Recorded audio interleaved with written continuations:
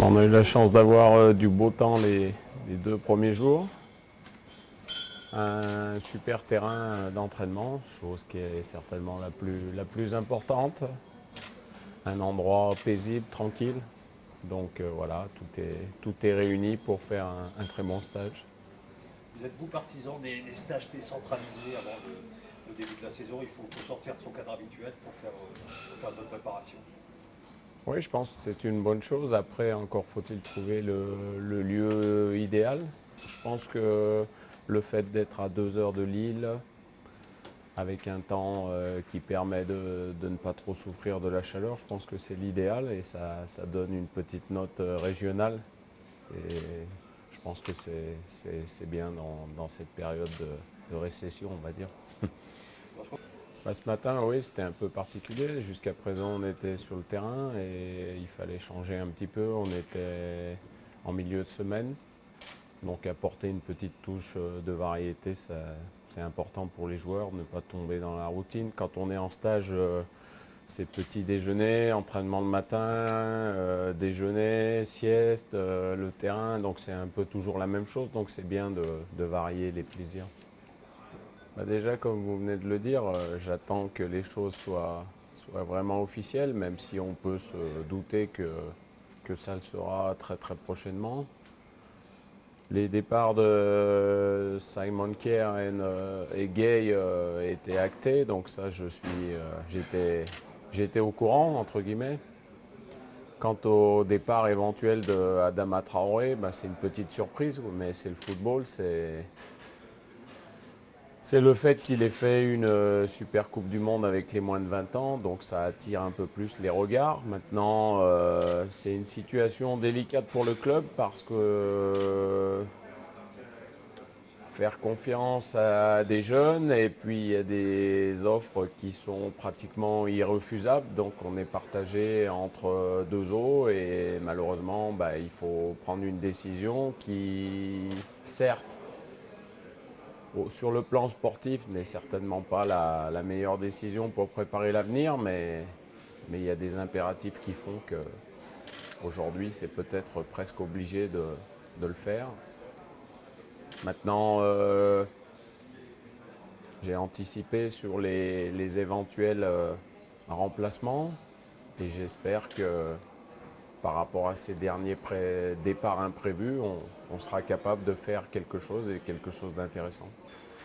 Bah, si vous me connaissez un peu, je ne vais pas lâcher le morceau, hein. Donc je vais me battre jusqu'au bout, oui. Parce que je pense que ça serait une bonne chose pour le club, je pense que ça serait une bonne chose pour le joueur et moi en plus. Donc tous les éléments sont réunis.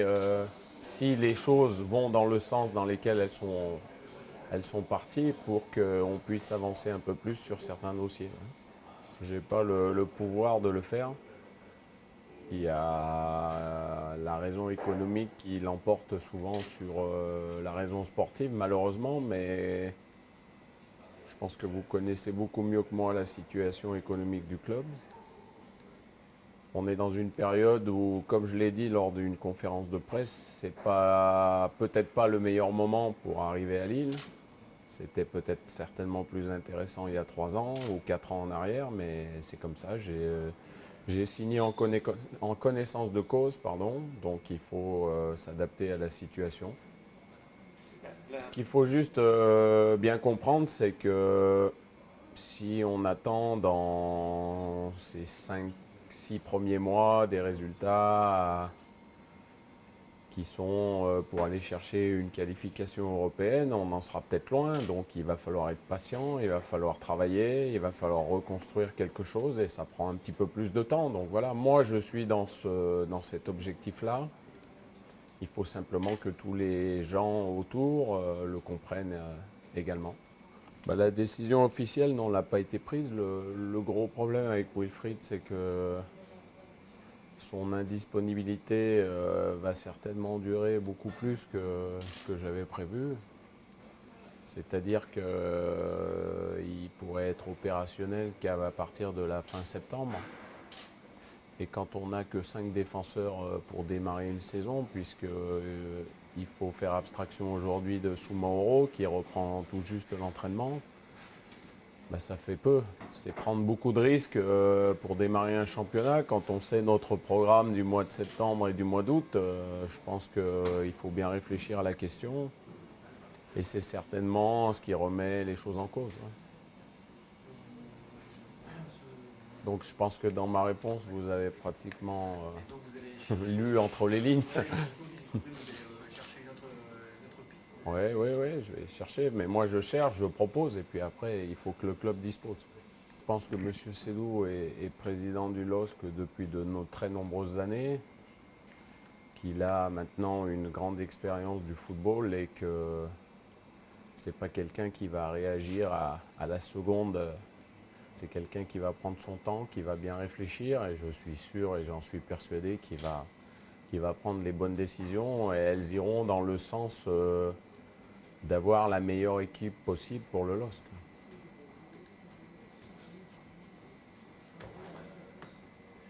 Vous avez mis des joueurs à l'essai cette semaine 3 joueurs, qu'est-ce que ça Ouais, mais ça c'est...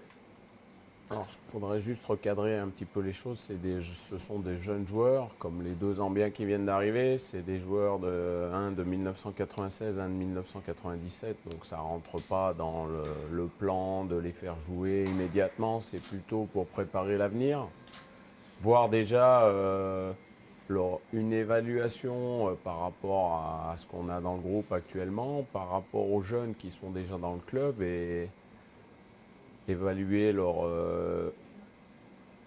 éventuelle marge de progression qui fera que le club les prendra ou ne les prendra pas. Voilà. Moi, je pense que notamment les deux derniers qui sont arrivés, ils ont beaucoup de qualité. Maintenant, ils ont beaucoup de choses à travailler aussi, puisqu'ils arrivent, c'est des joueurs locaux zambiens, donc, mais ils ont de la qualité. Donc peut-être que leur nom ressurgira dans 2-3 ans, mais pour l'instant, ça fait partie du plan de formation qu'on a mis en parallèle. Donc il faut actionner tous les leviers, mais ce n'est pas pour pouvoir démarrer le championnat contre le Paris Saint-Germain. Hein. Vous voulez que je lui dise quoi? Je pense qu'il doit avoir tellement la tête remplie de choses qu'on doit lui répéter avec un objectif qui est qu'un objectif financier, que ma parole, elle aurait très peu de poids dans la balance. Malheureusement, mais le football, c'est comme ça aujourd'hui.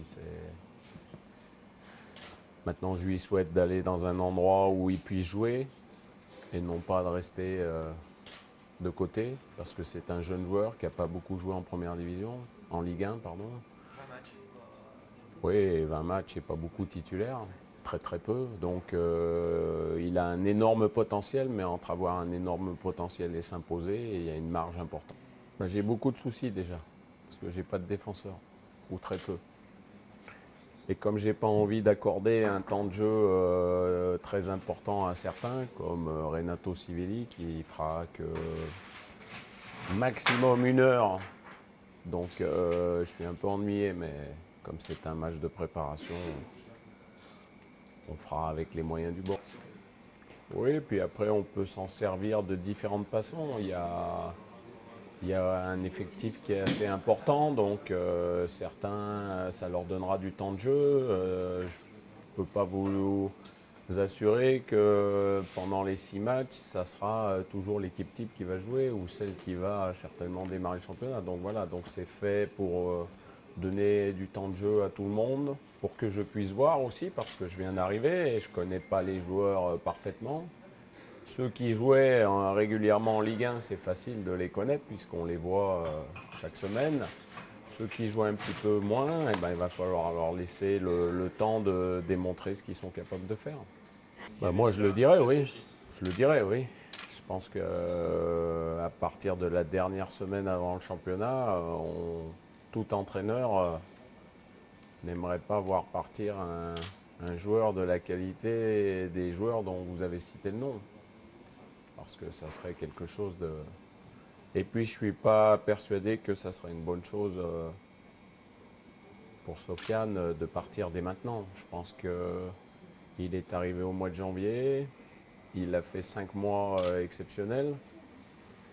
Mais maintenant, il va falloir qu'il aille chercher le petit plus qui fait que ça peut devenir un joueur, entre guillemets, hors du commun. Parce que je pense qu'il a quelque chose de différent par rapport à beaucoup d'autres. Et qu'il a un avenir très brillant qui se profile. Mais faut pas brûler les étapes. Il faut lui laisser le temps de grandir, de progresser. Et je suis persuadé qu'il y aura une meilleure négociation dans le futur.